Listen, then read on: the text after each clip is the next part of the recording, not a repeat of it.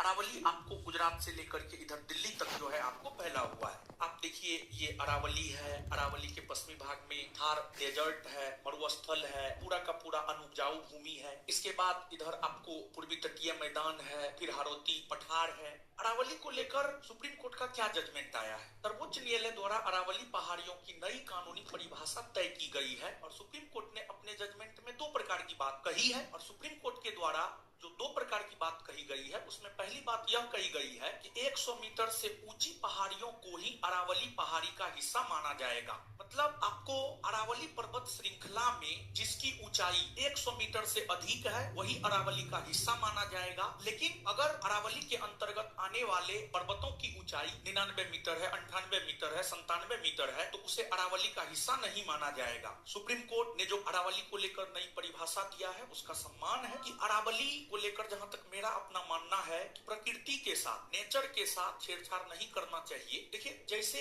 हिमालय पर्वत संपूर्ण भारत के लिए एक जलवायु विभाजक के तौर पर काम करती है, भारत के लिए रक्षक के तौर पर काम करती है। जिस प्रकार ठंड के मौसम में आप देख रहे होंगे कि हम शॉल ओढ़े हुए हैं, गमछा ओढ़े हुए हैं, ये गमछा ठंड के मौसम में हमें ठंड से बचाती है। उसी प्रकार हिमालय जैसी पर्वत, अरावली जैसी पर्वत भारत को कई प्रकार से सुरक्षित करती है, पर्यावरणीय दृष्टिकोण से तथा अन्य कई दृष्टिकोण से जो है हमारी सुरक्षा करती है। और इसका मतलब ये है कि मान लिया जाए कि अरावली जो है आपको इस प्रकार से है, आप देख सकते हैं यहाँ पर।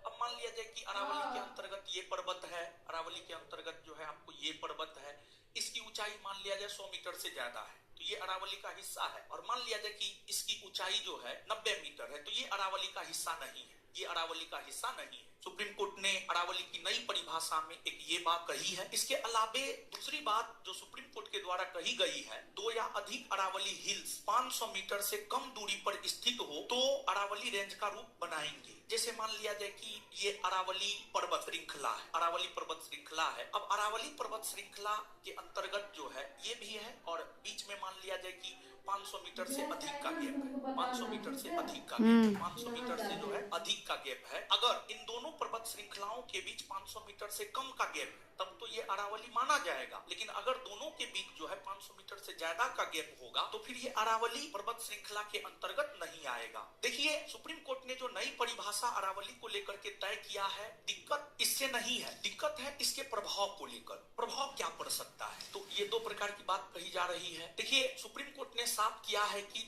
2.5 अरब साल पुरानी दुनिया की सबसे पुरानी पर्वत श्रृंखलाओं में से एक अरावली क्षेत्र में 100 मीटर से नीचे की पहाड़ियों को अपने आप जंगल नहीं माना जाएगा। मतलब यह कि सिर्फ इस आधार पर कि कोई पहाड़ी अरावली में है